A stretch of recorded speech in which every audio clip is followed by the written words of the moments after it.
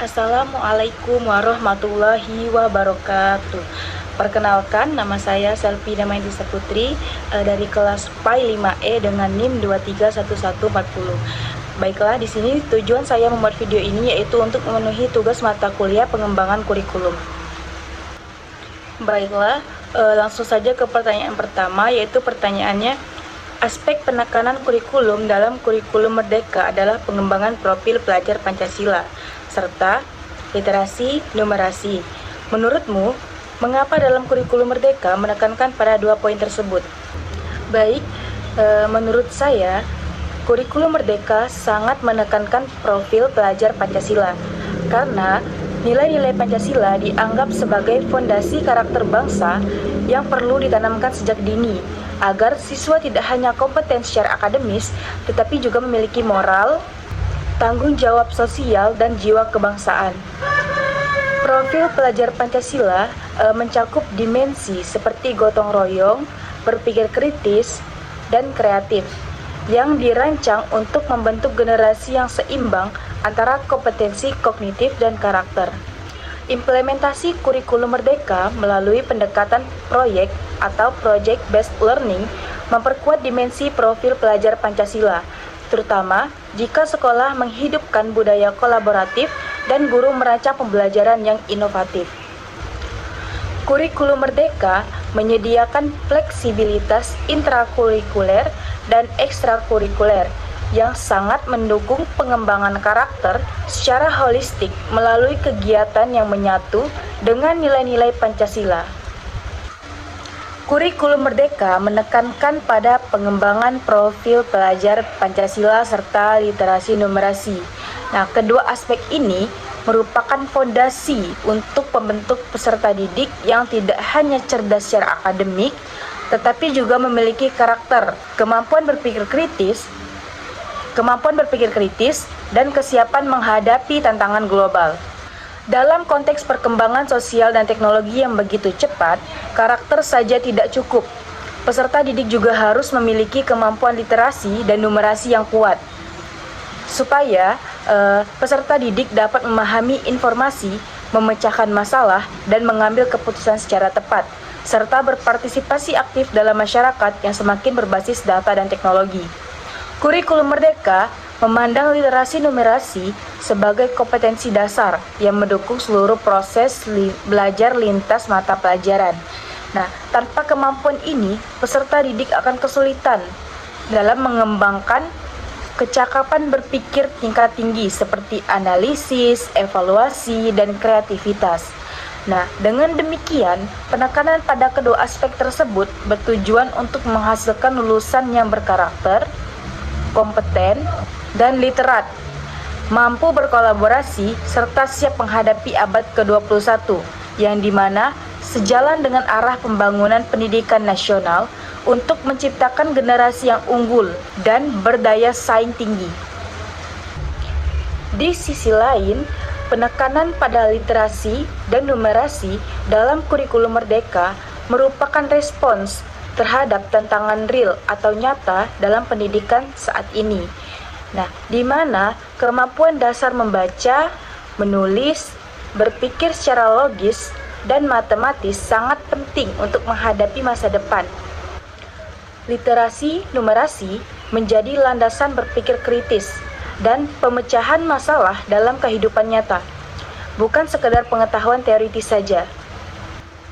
Elemen profil pelajar Pancasila, khususnya bernalar kritis, diintegrasikan secara eksplisit dalam modul, yang dimana mendemonstrasikan bagaimana literasi numerasi bisa memperkuat karakter dan kecakapan hidup peserta didik.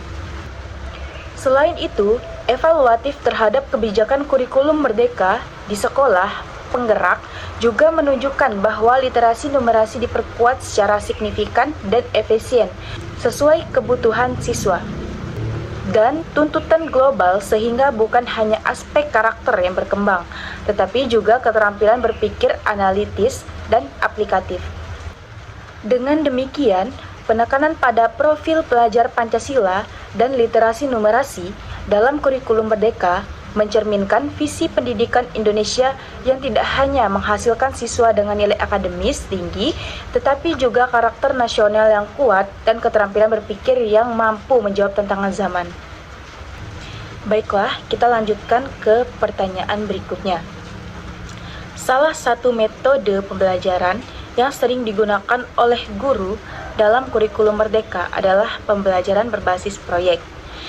Banyak tema yang dapat digunakan untuk pembelajaran berbasis proyek. Berikut ada 7 kategori tema yang umum dibahas. Yang pertama, kesehatan tubuh dan jiwa. Yang kedua, teknologi. Yang ketiga, nasionalisme. Yang keempat, sustainability. Yang kelima, warisan kebudayaan. Yang keenam, entrepreneurship. Dan yang terakhir, demokrasi. Nah, Anda saat ini adalah sebagai calon guru PAI. Jika Anda ditugaskan kepala sekolah atau wakil kepala sekolah bidang kurikulum untuk memilih tema sustainability dengan isu tentang penurunan kuantitas dan kualitas air, di mana isu ini sejalan berdasarkan isu pengembangan berkelanjutan yang dilaporkan oleh Dinas Lingkungan dan Kehutanan Provinsi Kepulauan Bangka Belitung. Pertanyaannya, menurut Anda, materi PAI apa yang cocok untuk memasukkan tema ini? Baik, di sini saya akan langsung saja menjawab.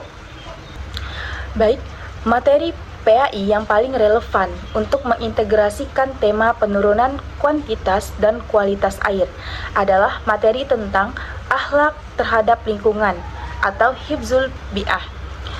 Amanah sebagai khalifah fil ard dan ayat-ayat Al-Quran yang berkaitan dengan tanggung jawab manusia untuk menjaga alam, terutama Quran Surat Al-A'raf ayat 56 tentang larangan membuat kerusakan di bumi, serta Quran Surah Al-Baqarah ayat 30 tentang peran manusia sebagai khalifah. Selain itu, tema ini juga dapat dipadukan dengan fikih toharoh yang menjelaskan pentingnya air bersih sebagai syarat sah ibadah seperti wudhu, mandi wajib, dan bersuci secara umum.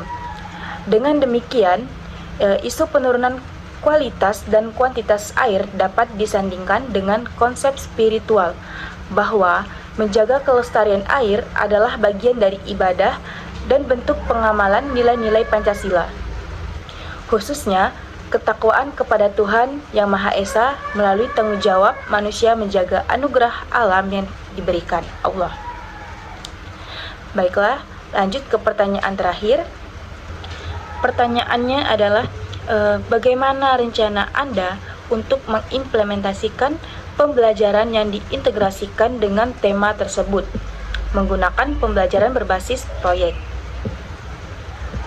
Baiklah, untuk mengimplementasikan pembelajaran berbasis proyek dengan tema sustainability dan isu penurunan kuantitas dan kualitas air dalam mata pembelajaran PAI, pembelajaran ini dapat dimulai dengan mengajak siswa menganalisis ayat-ayat Al-Quran yang berbicara tentang larangan merusak lingkungan dan perintah menjaga keseimbangan alam. Setelah itu, guru dapat mengarahkan siswa untuk mengidentifikasi permasalahan nyata di sekitar sekolah maupun lingkungan rumah mengenai menurunnya kualitas air, misalnya pencemaran sungai, penggunaan air bor yang berlebihan, atau sampah yang mengotori sumber air. Selanjutnya, siswa dibentuk dalam kelompok untuk merancang proyek seperti pembuatan poster kampanye hemat air, pembuatan alat sederhana penyaring air, gerakan sekolah cinta lingkungan, atau audit penggunaan air di sekolah, yang dimana setiap langkah proyek dikaitkan dengan nilai-nilai PAI seperti amanah, tanggung jawab, kebersihan, dan kepedulian terhadap makhluk Allah. Pada tahap akhir, siswa mempresentasikan hasil proyek mereka dan melakukan refleksi tentang bagaimana menjaga air merupakan bagian dari ibadah dan pengalaman ajaran Islam dalam kehidupan nyata. Pembelajaran ini tidak hanya membangun literasi lingkungan, tetapi juga membentuk karakter pelajar Pancasila yang bertanggung jawab, bernalar kritis, dan berakhlak mulia. Baik, itu saja jawaban dari saya. Apabila ada kata-kata yang salah, saya mohon maaf. Kepada Allah, saya mohon ampun. Saya akhiri, wabillahi taufiq wa hidayah. Wassalamualaikum warahmatullahi wabarakatuh.